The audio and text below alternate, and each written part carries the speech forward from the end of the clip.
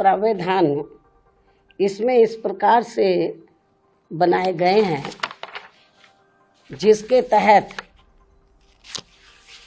अगले काफ़ी वर्षों तक अर्थात लगभग 15-16 वर्षों तक यानी कि कई चुनाव तक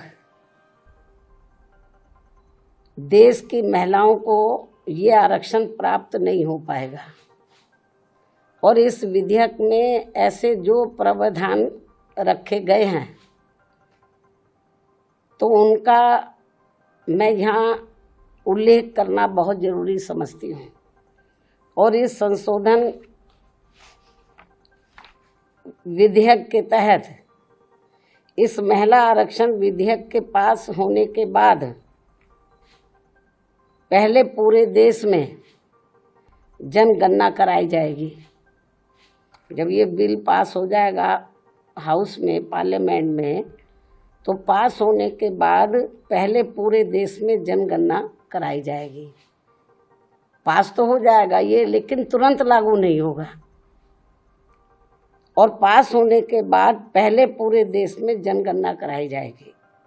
और जब ये जनगणना पूरी हो जाएगी तो तब उसके पश्चात ही पूरे देश में लोकसभा तथा राज्य विधानसभाओं का परिसीमन पुनः कराया जाएगा। इसके बाद फिर परिसीमन होगा, सीटों का कराया जाएगा।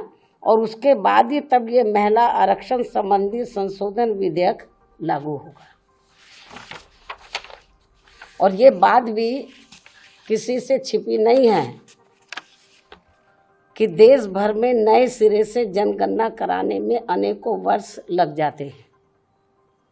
पिछली जनगणना सन 2011 में प्रकाशित हुई थी, जिसके पश्चात आज तक पुनः जनगणना नहीं हो सकी है।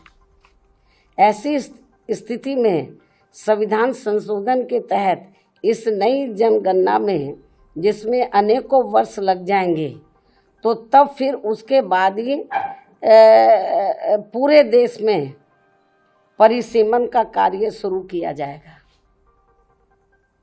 जिसमें भी अनेकों वर्ष लग जाएंगे। और इस परिसीमन के पश्चात ही तब फिर ये महिला आरक्षण विधेयक लागू होगा। जबकि 128वें संशोधन विधेयक की सीमा ही 15 वर्ष रखी गई है।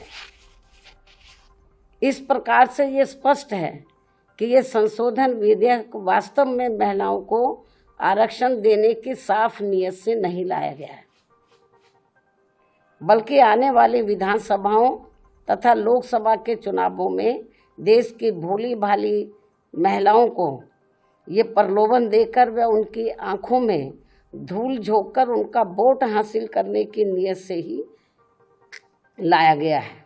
अमर उजाला अब आपके टीवी पर भी।